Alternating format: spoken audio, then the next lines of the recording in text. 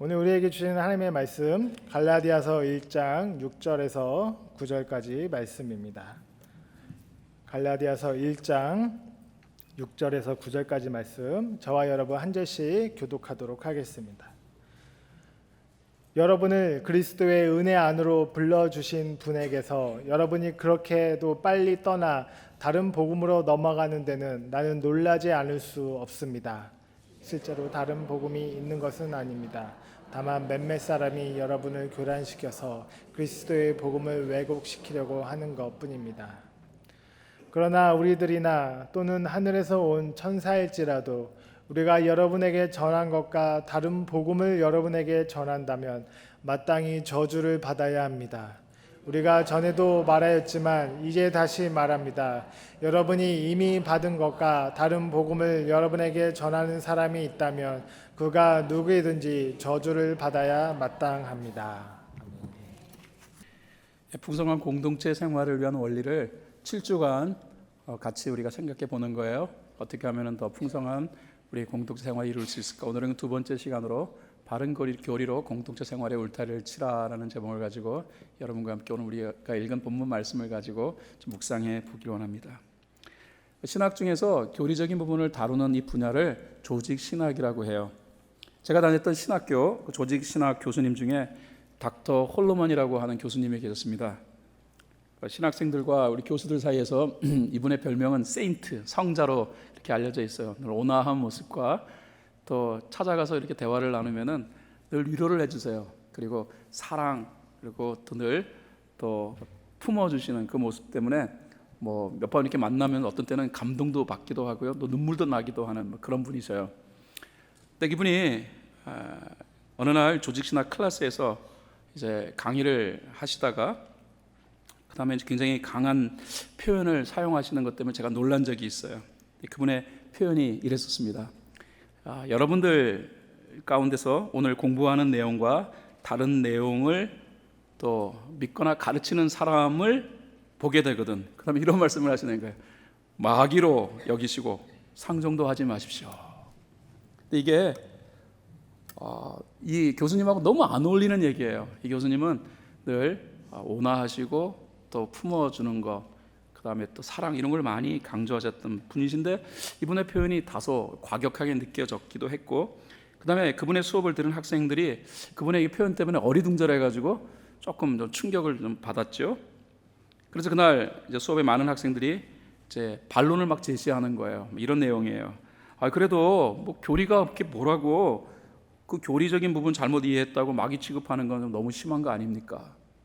또 어떤 학생은 이렇게 얘기했습니다. 교수님이 늘 사랑으로 품으라고 했는데 교리를 잘못 이해했다고 내치듯 상대하는 것은 교수님의 가르침과 모순되어지는 게 아니겠습니까? 그러면서 막 학생들이 격앙된 반응을 교수님께 보였어요.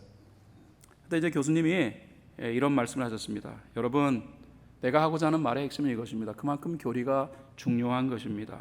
잘못된 교리는 신앙을 병들게 만들고 또 자신뿐만 아니라 다른 사람의 영혼까지 파멸에 이르도록 만들 수 있기 때문입니다. 여러분들은 바른 교리에 대한 확신뿐만 아니라 바른 교리를 위해 목숨 걸어야 합니다. 여러분, 교리가 중요한 줄 아셔야 해요. 이렇게 말씀하셨습니다. 제가 교리라는 부분을 이제 접할 때마다 제 은사였던 닥터 홀로만의 그 말이 생각나는 거예요. 저와 여러분이 읽은 본문도 이와 유사한 분위기가 느껴집니다. 그러니까 사랑의 사도인 바울이 아주 좀 과격한 표현이라고 할까요? 그런 표현을 하고 있다는 거예요. 바울은 이렇게 말합니다. 우리가 전하는 것과 다른 복음을 여러분에게 전한다면 마땅히 저주를 받아야 합니다. 이게 바울이 표현하는 것, 이게 우리에게 있어서 조금 좀 충격으로 올 수 있는 그런 표현이라고 말할 수 있을 겁니다. 그러니까 용서와 사랑과 화해를 늘 강조했던 그런 바울이에요. 근데 교리가 뭐라고 저주라는 단어를 두 번씩이나 그것도 섬뜩하게 사용하고 있다? 와, 이거 어떻게 이해해야 되는가? 우리가 생각을 할 수밖에 없습니다. 그런데 여러분, 이 부분을 이렇게 이해하시면 됩니다. 그만큼 성경은 교리를 중요하게 다뤄야 한다라는 점을 강조하기 때문이 아닐까요? 본문을 통하여서 이 교리적인 부분에 관해서 성경이 제시하고 있는 내용을 여러분과 함께 좀 묵상해 보고자 합니다. 먼저 본문의 배경을 살펴볼 필요성이 있어요. 본문은 갈라디아 지역에 위치했던 교회들에게 바울 사도가 보내는 편지 형식을 띠고 있습니다. 이 갈라디아는 당시 그 로마의 행정 구역 중에 한 곳이었어요. 그래서 이곳에 속해 있는 도시들이 여러 개 있는데, 뭐 사도행전 13장 14장에 보면은 더베, 루스드라, 이고니온, 그다음에 비스디아, 안디옥 뭐 이런 도시들이 쭉 갈라디아 지역에 이렇게 흩어져 있었다라는 거예요. 바울이 1차 선교 여행을 하면서 이 지역에 살고 있었던 사람들에게 복음을 전해가지고 예수를 믿게 만들었습니다. 그게 아마 AD 50년 아니면 51년 아마 이 정도의 사이일 것이다라고 생각하는데요. 근데 바울이 보낸 이 편지는 AD 1차 선교 여행을 했던 그 시기가 AD 47년에서 49년, 그리고 바울이 이제 이 편지를 보내는 추정 연대가 50년에서 51년 이 정도 사이라고 보면 될 것 같아요. 그렇다면은 갈라디아 지역에 사도 바울이 복음을 전하고 교회를 개척한 지 한 2년에서 4년 정도밖에 되지 않는 그 시점에 갈라디아 지역에 있는 교우들이 사도 바울이 가르친 이 복음과는 상당히 차이가 있는 뭐 그런 교리들을 받아들이고 있었다라는 사실 때문에 사도 바울이 이에 대해서 상당히 흥분한 것 같아요. 그러니까 당시 유대교에서 개종했던 그리스도인들이 이제 갈라디아 교회에 와서 가르친 내용이 뭐냐면은, 구원은 예수 그리스도를 믿는 것 맞다. 그러나 플러스 알파가 있다라는 거예요. 플러스 알파는 뭐냐? 그러면 율법이다라는 거예요. 율법은 행위를 말하는 것이죠. 이 율법과 그 다음에 할례, 이것이 있어야만 구원을 이룰 수 있다라는 사실을 가르쳤다라는 것입니다. 이러한 내용을 전하여 들은 사도 바울은 상당히 흥분한 것 같아요. 아주 너무너무 흥분해가지고, 그래서 이에 대하여서 지금 언급하고 있는 것이 저와 여러분이 읽은 본문의 내용입니다. 본문의 내용은 조금 좀 뭐라 그럴까요? 무겁다, 또 충격적이다라는 표현들이 있는데, 그럼에도 불구하고 성경은 이 내용을 통하여 우리에게 무엇을 전하려고 하는가 하는 이 부분에 우리가 초점을 맞추며 하나님 말씀에 귀를 기울이셔야 할 것 같아요. 오늘 본문은 우리에게 다음과 같은 내용을 지금 얘기하고 있습니다. 첫 번째 내용은 뭐냐? 첫 번째 내용은요, 교리. 이 교리가 중요하다. 교리의 중요성을 알아야 한다는 거예요. 자, 우리가 읽은 본문 4절밖에 안 됩니다. 6절, 7절, 8절, 9절. 그런데 각 절마다 반복적으로 등장하는 단어가 있습니다. 그 단어는 다른 복음이라는 거예요. 그 다른 복음이 뭘까요? 물론 뭐 그것은 이단 사상일 수도 있겠지만은, 동시에 이단은 아니지만 복음 같기도 한데 잘 모르겠어 하고 여겨지는 유사한 복음, 유사 복음일 수도 있다라는 거예요. 그 이유는 사도 바울이 사용한 다른 복음에서 이 다른이라는 원어에 사도 바울은 헬라어 두 단어를 사용하고 있어요. 하나는 헤테론이라는 단어, 또 다른 헬라어는 다르다는 의미지만은 또 다른 의미를 가지고 있는 알로라고 하는 단어를 사용하고 있어요. 헤테론, 알로. 헤테론과 알로의 차이는 뭐냐면, 헤테론은 두 개 중에 하나, 다시 말해서 선과 악 이렇게 구별되듯이 대조되어지는 것을 설명할 때 다르다라는, 이런 부분에서 극명하게 다르다는 걸 표현할 때는 헤테론이라는 단어를 사용해요. 이 헤테론이라는 단어, 다른 복음에 헤테론이라는 단어가 사용되어진 것은 6절에 있는 내용이고요. 7절에 보면 또 다른 복음이라는 말이 나오는데, 여기서는 알로라는 말을 사용했습니다. 알로는 헤테론과는 다르게 여러 가지 비슷한 무리들끼리, 그러나 조금 구별하기 어려운 그 조그만 차이를 가지고 있지만은 그러나 다르다라는 거예요. 그런 단어를 7절에서는 사용하고 있습니다. 그러니까 결국 바울의 표현을 따르자면은, 사도 바울이 말하고 있는 다른 복음은 완전히 바울이 이전에 전했던 그 순수 복음과는 다른 이단적 내용일 수도 있고, 아니면은 이단 같지는 않은데 그런데 조금 뭔가 차이가 있는 듯한, 느낌상 차이가 있는 듯한 유사 복음도 포함하고 있다라는 것입니다. 자, 이런 내용을 우리가 알고서 이제 우리가 본문으로 들어가는 것이 필요하겠죠. 사도 바울은 갈라디아서 1장 6절에서 다음과 같이 말합니다. 여러분을 그리스도의 은혜 안으로 불러주신 분에게서 여러분이 그렇게도 빨리 떠나 다른 복음으로 넘어가는 데는 나는 놀라지 않을 수 없습니다. 바울이 지금 사용하고 있는 말을 잘 살펴보셔요. 바울이 놀랐다라는 말을 사용하고 있습니다. 나는 놀라지 않을 수 없었다. 그러니까 바울이 쇼크 먹었다라는 내용이에요. 바울이 충격 받았다라는 말입니다. 바울이 무엇 때문에 충격을 받았는가? 바울이 전하여 준 원래 복음에서 다른 복음으로 자신의 생각을 바꾼 갈라디아 교인을 보면서 쇼크 먹었다라는 거예요.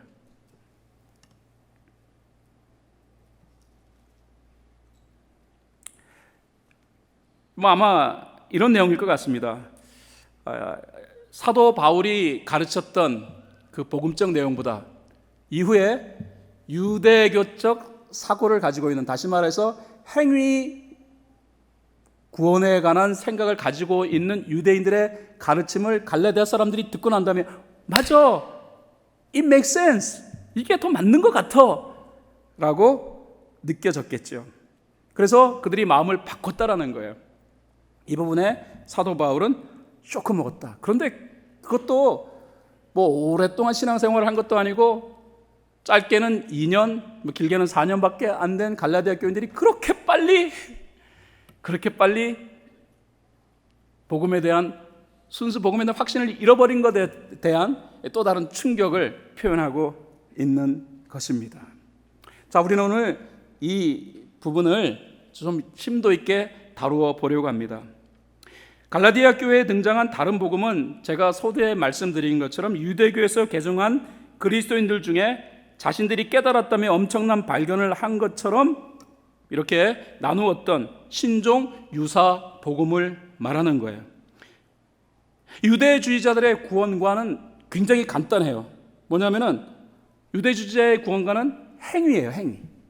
율법이 뭡니까? 율법은 행위를 의미하는 거예요. 행위가 이루어져야 구원을 받는다. 이거는요, 동서고금을 막론하고 일반적으로 사람들이 여기고 있는 구원에 대한 상식적 적분이라고 말씀드릴 수 있어요. 여러분 그렇지 않아요? 누가 구원을 받는다고 생각하십니까? 구원을 받는 거는 너무 간단해요. 착한 사람이 좋은 곳에 가는 거예요. 착한 사람이, 착하게 사는 사람이 좋은 곳에 간다. 그런데 바울은 이전에 구원에 대하여 설명하기를 구원은 믿음에 의하여 이루어지는 것이다. 바울이 줄기차게 표현한 것이 뭐냐 그러면은 의인은 믿음으로 말미암아 산다라는 거예요. 이것은 바울의 얘기가 아니고 이것은 하박국 2장 4절에서 구약의 선지자였던 하박국이 말했던 내용이에요. 그러니까 여러분 구약은 율법을 얘기하는 것 같지만은 실제로 구약 속에 자리 잡고 있는 원론적 구원의 내용은 의인은 믿음으로 말미암아 산다라는 거예요. 바울은 이 부분을 구원론으로 설명합니다. 그래서 로마서에 들어오면 바울은 이 부분을 언급해요. 의인은 믿음으로 말미암아 산다.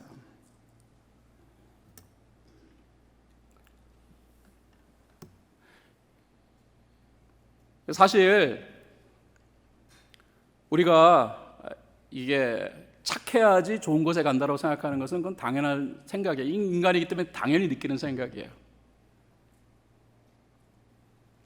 근데 그럼에도 불구하고 바울은 행위가 아닌 전적 예수 그리스도의 은혜에 의하여 구원받았다. 처음에는 그런가 보다로 받아들일 수 있겠죠. 그런데 그렇지 않아요? 사람은 시간이 지나면서 근데 구원받는 게 이렇게 쉬운 거야? 이거 너무 쉬운 거 아니야? 사람들은 고민하기 시작하는 거예요. 제가요 인도에 갔는데요. 제가 인도에 가서 우리 교회에서 지원하고 있는 후원하고 있는 베너마칸 선교사님하고 힌두 교도들을 대상으로 해가지고서 전도를 했어요. 근데 여러분 선교제에 가면 힘든 게 뭡니까? 복음을 전하는 건데 복음을 전하는 건 사람들이 막 피하는 것 때문에 힘들어하잖아요. 그런데 인도 사람들은 굉장히 종교심이 강해요. 그래가지고서 인도에 가서 복음을 전한다고 하면은요, 그러면은 막 사람들이 눈이 빛나요, 반짝반짝 빛나요. 그래가지고 뭐 구원에 관한 사람 얘기해보자 그러면 막 몰려들어요. 재밌어요 아주. 그래서 구원에 대한 얘기를 하면은 막 사람들이 막 흥미롭게 받아들이고 막 그래요. 그런데 이제 그렇다고 해가지고 그들이 다 복음을 받아들이냐면 아닙니다. 막판에 가가지고는 이제 안 받아들여요. 그게 뭐냐면은 그러면 당신이 믿는 기독교에서 구원을 어떻게 받는 겁니까? 라면 이제 제가 설명을 하잖아요. 우리는 예수를 믿음으로 구원을 얻습니다. 그럼 그때부터 그 다음에 아주 정색을 합니다. 착하게 안 살아도 됩니까? 그 다음에 뭔가 이에 대해서 특별한 행위적인 것을 갖추지 않아도 됩니까? 우리 힌두교는 말입니다, 윤회적 사고 속에서 정말로 제대로 된 그 내세를 확보하기 위해서는 우리는 고행을 해야 합니다. 그런데 기독교는 그런 거 없어도 정말 구원받는다고 말씀하시는 겁니까? 저는 그렇다고 얘기해요. 그러면은요, 그 다음에는 얼굴이 칵 굳어져요. 고개를 흔들어요.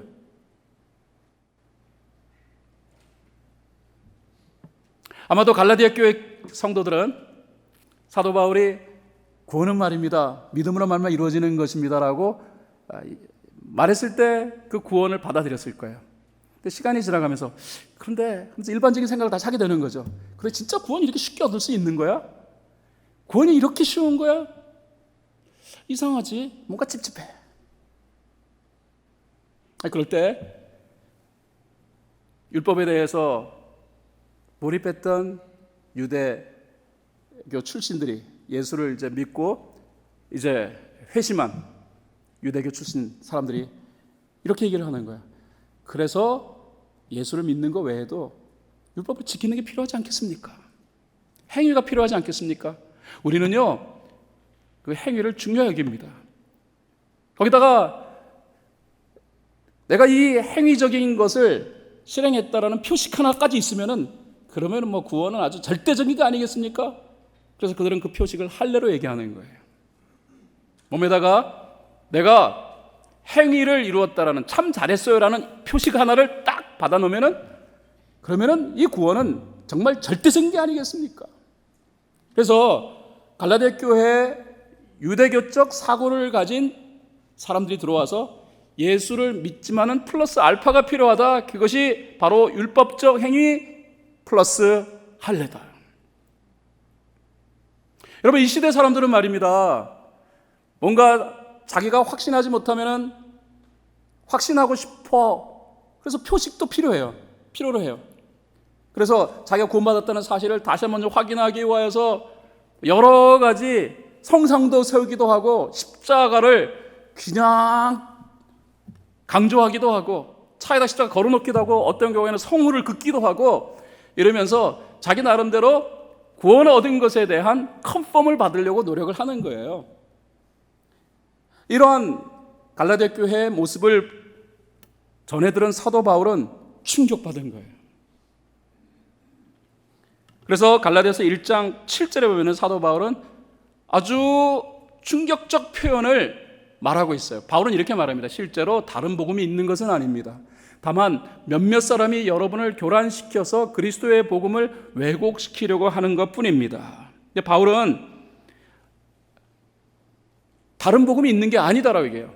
다른 교리가 있는 게 아니다. 그러면 왜 다른 교리가 전달되어지는가? 바울은 표현하고 있습니다. 그 다른 교리가 사람들의 마음을 교란시키기 위하여 전해지는 것이다. 여기서 말하고 있는 교란이라는 이 원어적 의미는 불안하게 되다, 회의감을 갖게 하다라는 거예요. 당신이 정말로 예수 믿고 구원받았어? 그렇게 구원 쉽게 얻어지는 게 아니야. 내가 율법을 연구했는데 말이야, 율법적 행위가 없으면 절대로 구원이 이루어질 수 없어. 그런 말을 들어보세요. 그래, 나는 그것이 구원이라고 생각했는데 마음에 불안감이 안 생기겠어요? 아마도 갈라디아 교인들은 이러한 유대주의적 구원관을 가진, 다시 말하여 행위 구원에 대한 생각을 가진 사람들의 이야기를 듣고 마음이 불안해졌을 것이, 사도 바울은 그것을 교란으로 표현하고 있습니다. 제가 한국에 갔을 때 마침 그때가 한국에서 미국의 소고기 수입하는 것에 대해서 철폐하라고 막 난리가 났을 그 무렵에 제가 한국을 방문했어요. 그래서 뭐 서울시청 앞 광장에서 사람들이 모여가지고서 그래서 미국의 쇠고기 수출에 대한 부분에 가서 막 반대하고, 그다음에 정부가 미국 쇠고기 수입하는 거 이거 규제해야 된다라고 하고 막 언성을 높이고 그럴 때 제가 그때 한국을 방문했거든요. 근데 제가 시청 앞 쪽에서 제가 만남이 있어가지고 그 시청 앞 쪽을 이렇게 지나가는데 거기 막 사람이 모여가지고서 막 집회를 하고 있더래요. 굉장히 궁금했어요. 그래서 가던 길을 좀 멈추고 그곳에 한 20분 정도 머물면서 이들이 무슨 얘기를 하는가 하고 얘기를 들었습니다. 그런데 여러분 그 말이 막 되게 논리적이고 그러면서 되게 과격한 거예요. 미국 사람들이 왜 쇠고기를 한국에다 팔려고 하는 줄 아느냐? 그 쇠고기 미국에서는 안 먹는다. 그런 거 먹지도 않는다. 그거 유전자 조작해가지고서 그래서 광우병 일으키는 그런 쇠고기인데 미국 사람들은 안 먹으니까 그거 섞일 수가 없으니까 한국에 팔아가지고 돈 벌려고 하는 거다. 근데 우리 한국 사람들 속고 있는 거다. 막 그런 얘기를. 맨 처음에는 말도 안 돼. 내가 미국에서 왔는데 말도 안 돼. 라고 제가 생각했는데 한 20분 얘기를 듣다 보니까요. 어느덧 내 마음속에 막 퀘스천이 막 생기는 거예요. 내 머리에 퀘스천 막가 팍 지나가는 거예요. 그럴 수도 있겠다. 한 20분 다 듣고 났더니요. 그 다음에는요. 미국 사람 되게 나쁜 사람들이네. 내가 미국에 살고 있는 미국 교포인데도 불구하고 이 미국이 나쁜 나라네 라는 생각이 들 정도예요. 그게 바로 교란이라는 의미예요. 사도 바울이 사용하고 있는 교란이라는 의미가 원어적 의미가 사람의 마음을 논리적으로 아니면은 이성적으로 접근시켜서 사람의 마음을 불안하게 만들다 아니면 회의감을 갖게 만들다 그렇게 함으로 이루어지는 결과가 무엇인가 바울은 얘기합니다. 그리스도의 복음을 왜곡시키게 하기 위함이다라고요. 바울은 표현하고 있습니다. 여기서 왜곡이라는 단어를 우리가 집중해 볼 필요성이 있어요. 여기서 왜곡이라는 원어적 의미는 변질이나 부패를 의미하는 거예요. 사도 바울은 그런 의미에서 상당히 무서운 표현을 하고 있습니다. 교리 하나 때문에 인간은 복음에서 이탈할 수도 있고 교리 하나 때문에 인간의 신앙은 변질될 수도 있고 교리 하나 때문에 인간은 부패한 모습으로 전락할 수도 있다. 그러므로 사도 바울은 교리가 중요합니다라는 내용을 상당히 단호한 표현으로 지금 말하고 있는 거예요. 여러분은 교리에 대하여 어떻게 생각하십니까? 목사님 교리 그 복잡한 교리 그거 뭐 나하고 무슨 관계가 있습니까? 라고 생각하셔도 안 돼요. 교리는 중요한 거예요. 여러분 교리는 배우셔야 해요. 그런데 어떤 분도 이렇게 생각할 수 있을 거예요. 그 교리가요 나는 이해가 안 돼요. 내가 정말로 아주 클리어하게 이해될 수 있으면 나는 그 교리를 택할 텐데 가르쳐주는 그 교리가 나한테는 클리어하지 않으니까 나는 그래서 고민하고 있어요 라고 말하시는 분도 있을 수 있을 거예요. 그래서 교리를 무시할 수도 안 되고 그 다음에 이 교리에 대하여서 또 깊은 관심을 가질 때는 반드시 취해야 할 중요한 태도가 있다는 거예요. 그게 뭐냐 그러면 제가 여러분에게 지금 나눠야 할 두 번째 내용이에요. 두 번째 내용은 교리를 여러분이 배우실 때 반드시 검증된 교리를 붙들어야 한다는 사실을 본문의 말씀을 통해 여러분과 함께 나누기를 원하는 거예요. 자, 갈라디아서 1장 8절 9절 말씀 같이 보도록 하겠습니다. 바울은 이렇게 말합니다. 그러나 우리들이나 또는 하늘에서 온 천사일지라도 우리가 여러분에게 전한 것과 다른 복음을 여러분에게 전한다면 마땅히 저주를 받아야 합니다. 우리가 전에도 말하였지만 이제 다시 말합니다. 여러분이 이미 받은 것과 다른 복음을 여러분에게 전하는 사람이 있다면 그가 누구이든지 저주를 받아야 마땅합니다. 여러분 바울의 표현 잘 보세요. 굉장히 격앙되어 있어요. 굉장히 거친 표현을 하고 있다라고 여러분 느껴집니까? 바울이 이렇게 격앙되고 거친 표현을 하는 데는 교리에 대하여서 바른 검증이 필요함을 강조하기 위함이에요. 여러분 잘 들으셔야 해요. 교리는 말입니다. 논리나 상식의 기준이 아니에요. 그렇다고 교리가 논리나 상식을 배제한다는 말은 아닙니다. 때로 어떤 교리는요, 상식으로 받아들일 수 없는 내용을 가지고도 있기 때문이에요. 예를 든다 그러면은 삼위일체에 관한 부분이에요. 삼위일체로는 교리에서 굉장히 중요한 위치를 차지해요. 삼위일체 교리가 뭡니까? 성부, 성자, 성령 이 삼위의 하나님이 세 분의 하나님이 아니라 한 분의 하나님입니다. 여러분 어떻게 받아들이실래요? 저는 아무리 그걸 이해하려고도 이해가 잘 안 가요. 성부, 성자, 성령 삼위 하나님이 계시는데 그러면 세 분 아닙니까? 세 분 아니다. 이 삼위의 하나님은 한 분이다. 이거 뭐 논리적으로 또 아니면은 여러분이 뭐 상식적으로 한번 이 부분에 관하여서 한번 설명해 보세요. 이 이해되기가 굉장히 어려운 교리입니다. 그래서 한 시대의 천재라고 알려지기도 했고 그다음에 한 시대 대신학자라고 알려졌던 이 어거스틴이 삼위일체 교리 때문에 막 고민하다가 이 교리 앞에서 야, 내가 이 교리를 지식으로 논리로 이해하려다가 내가 실족하겠다라고 말했어요. 그리고 그는 이런 말을 했습니다. 이 교리는 그냥 받아들여야만 한다. 여러분, 우리의 마음을 찝찝하게 만드는, 이게 이해는 안 가는데, 상식적으로 이해는 안 가는데 이것은 반드시 우리가 받아들여야 한다라고 하면 이거 얼마나 찝찝해요. 근데 그럼에도 불구하고 이것을 논리적으로 이성적으로 설명할 수 있는 방법 없어요. 또 다른 내용 볼까요? 예수님의 동정녀 탄생은 성경의 교리 가운데 굉장히 중요한 위치를 차지합니다. 여러분, 동정녀 탄생이 인간적 논리라든가 인간적 이성이라든가 인간적 상식으로 설명할 수 있겠어요? 그래서 우리는 결론 내리는 거예요. 이거는 인간적으로는 인간적으로 이거는 정말 신화와 같은 얘기야. 근데 여러분, 신화와 같은 얘기하라고 여러분이 그렇게 예수 그리스도의 동정녀 탄생을 그렇게 결론 내어 버리시면은 이제는 이게 엄청난 결과가 만들어집니다. 우리의 구원은 무의미한 거예요. 예수님이 우리의 구속자가 되어 주시는데, 우리의 죄를 대신 짊어지신 분이 되시는데, 그분이 아무리 돌아가셨다 할지라도 죄 있는 분이 돌아가셨기에 우리의 구원은 우리와 아무 관계가 없는 거예요. 하지만 그거 여러분 설명 어떻게 하실래요?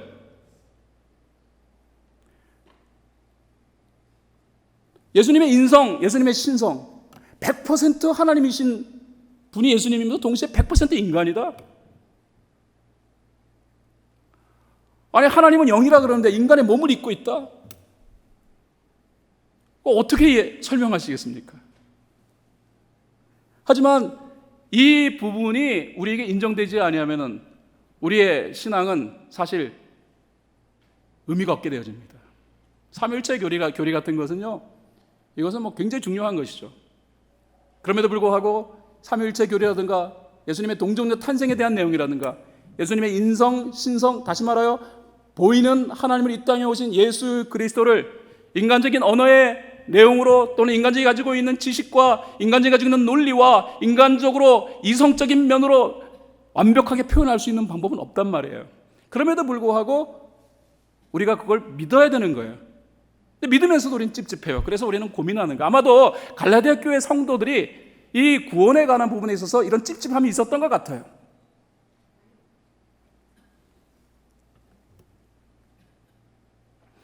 그런데 그들의 마음을 편하게 만들어주는 아주 이론적인 논리적인 얘기가 등장합니다. 바로 율법을 공부했던 사람들이 예수를 믿었어요. 그들이 이렇게 얘기하는 거예요. 예수를 믿어서 구원받는 것은 맞는데 그러나 율법의 의미를 정확히 이해합니다. 율법은 굉장히 중요한 것입니다. 그러므로 예수를 믿고 그리고 그 율법대로 행해야만이 정확한 구원이 이루어지는 것입니다. 그때서야 갈라디아 교인들은 아, 맞아 하고 손뼉을 치거나 아니면 무릎을 쳤겠죠. 야, 이제야 조금 편해진다.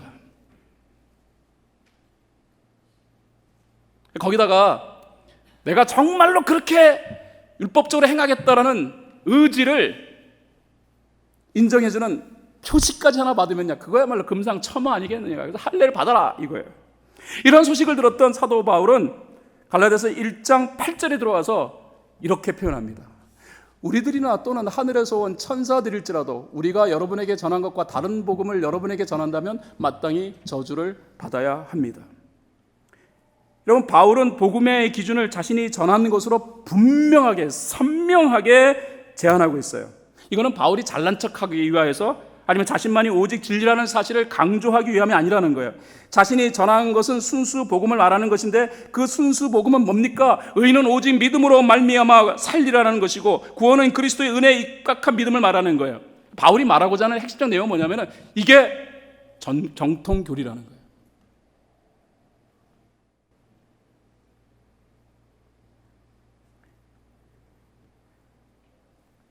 바울이 선교를 했는데 이 선교팀에 있는 사람이라 할지라도 그 선교팀에 있는 사람들은 행위적으로 보면 굉장히 고상한 삶을 살았던 사람이에요. 윤리적으로 도덕적으로 깨끗하고 사람들에게 와 복음을 위하여서 헌신한 사람들, 정말 존경할 사람들이라고 여겨졌던 사람들이란 말입니다. 그리고 하늘에 있는 천사도 언급해요. 하늘에 있는 천사가 어떤 존재입니까? 영적 존재예요. 피어란 존재라는 말이에요. 우리가 볼 수 없는 것까지 볼 수 있는 영적인 눈이 열린 존재. 그러나 그런 천사가 다른 복음을 전한다면은 이건 저주를 받아야 할 일이라고 얘기해요. 그러니까 바울이 얘기하는 건 뭐냐면은 중요한 것은 정통교리다. 그 정통교리를 우리가 잘 이해해야 될 것 같아요. 그러면 정통하면 사람들이 대체적으로 알러지 반응을 일으켜요. 정통하면 떠오르는 게 뭡니까? 정통하면 막 고집장이, 꼰대, 막 극보수 막 이런 것들 떠올리잖아요. 근데 정통이라는 말의 중요한 의미는 뭐냐면요, 이거는 바른 계통이라는 말이에요. 정통의 원어적 의미는 뭐냐? 그러면은요, 검증입니다. 검증. 그러니까 바울은 갈라디아 교회 교인들에게 여러분들이 뭔가 좀 이성적으로, 논리적으로, 상식적으로 이렇게 예수 믿는 것만으로 구원 얻는 것이 뭔가 조금 아닌 것 같은 느낌을 갖는데, 근데 그게 바로 검증된 교리입니다라고 강조하고 있는 거예요.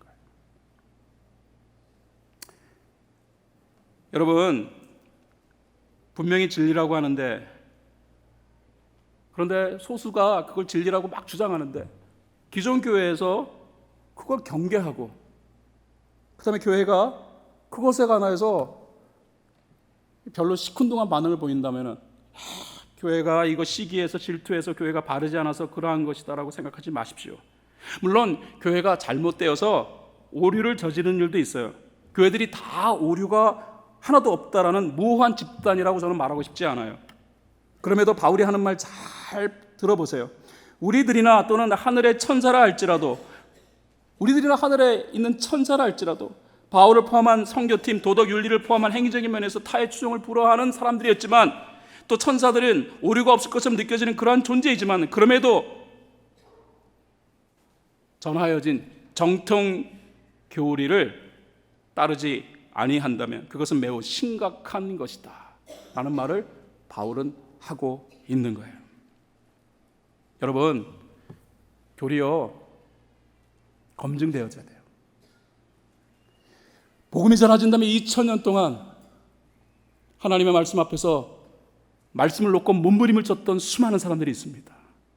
하나님 앞에 기도하며 진정한 구원이 무엇인가에 대하여서 부들부들 몸을 떨면서 하나님 앞에서 고민했던 사람들이 성경을 읽으면서, 그래, 성경에서 말하고 있는 구원의 중요한 의미는 이것이다 라고, 그래서 그렇게 결론 지어진 것이 바로 검증되어진 교리, 그래서 우리는 정통교리라고 합니다.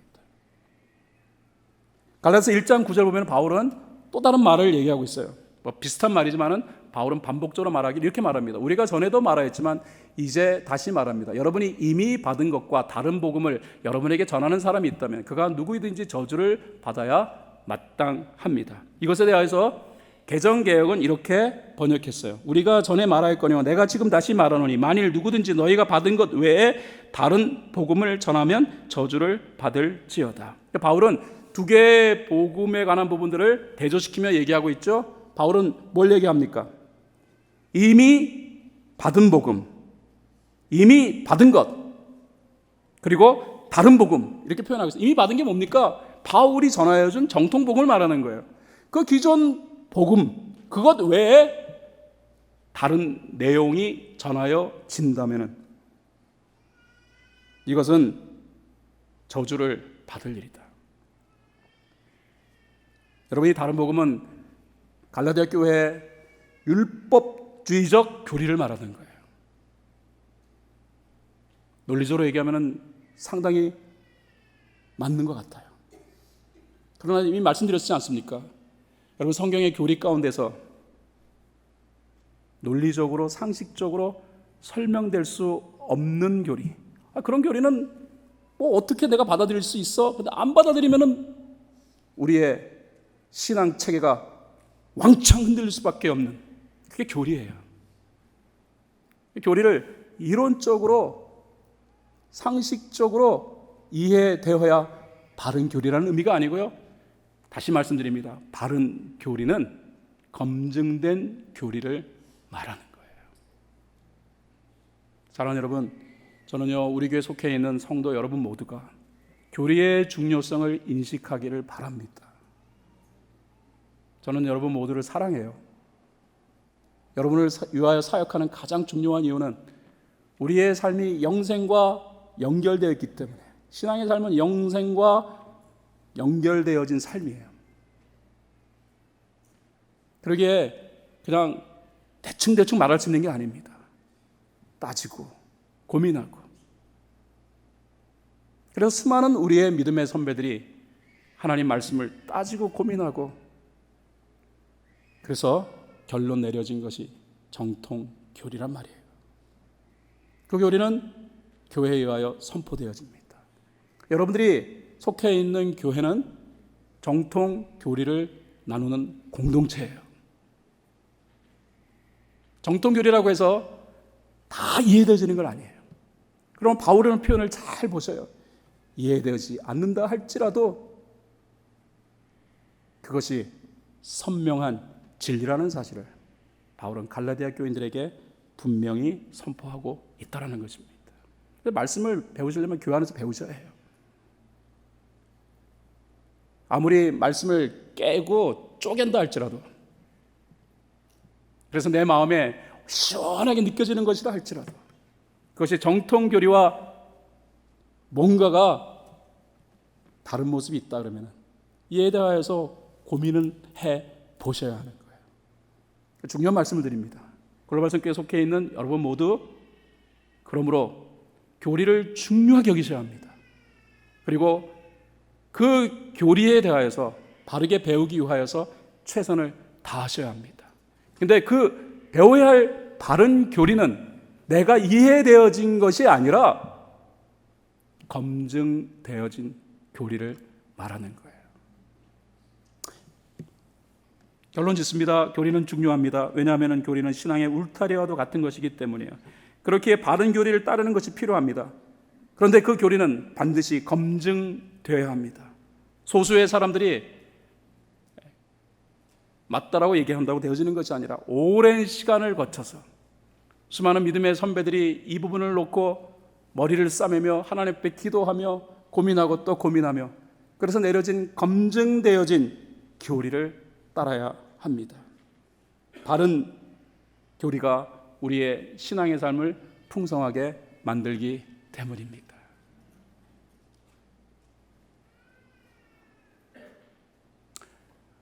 제가 하는 말이 무슨 말인지 아십니까? 네, 반응이 신통치 않아서 여러분이 이해하지 못하는 것 같아서 처음으로 다시 돌아가가지고 설명을 할까 하는데 제가 너무 여러분을 과소평가했나요? 두 가지 말씀드렸습니다. 따라하십시오. 교리는 중요하다. 두 번째, 교리는 반드시 검증된 교리를 배워야 한다. 교회 안에서 배우세요. 교회 안에서 그건 안 따라하셔도 괜찮아요. 교회 안에서 배우십시오. 할 수 있는 한 교회 안에서 교리를 배우세요. 우리 교회가 잘난 척하기 위해서 드리는 말씀이 아닙니다. 글로벌 선교교회가 여러분에게 나누는 교리는 검증되어진 정통 교리예요. 여기서 말하는 정통이라는 것은 검증됐다라는 거예요.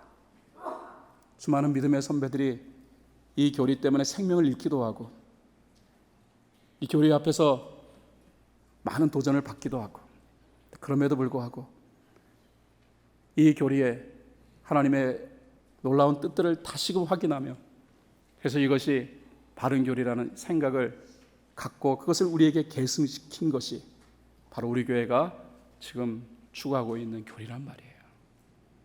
검증된 교리와 더불어 신앙의 울타리를 아름답게 치시고 신앙과 더불어 하나님이 허락하여 주시는 기쁜 공동체의 삶을 이뤄가는 여러분 모두가 될 수 있기를 예수 그리스도의 이름으로 축원을 드립니다.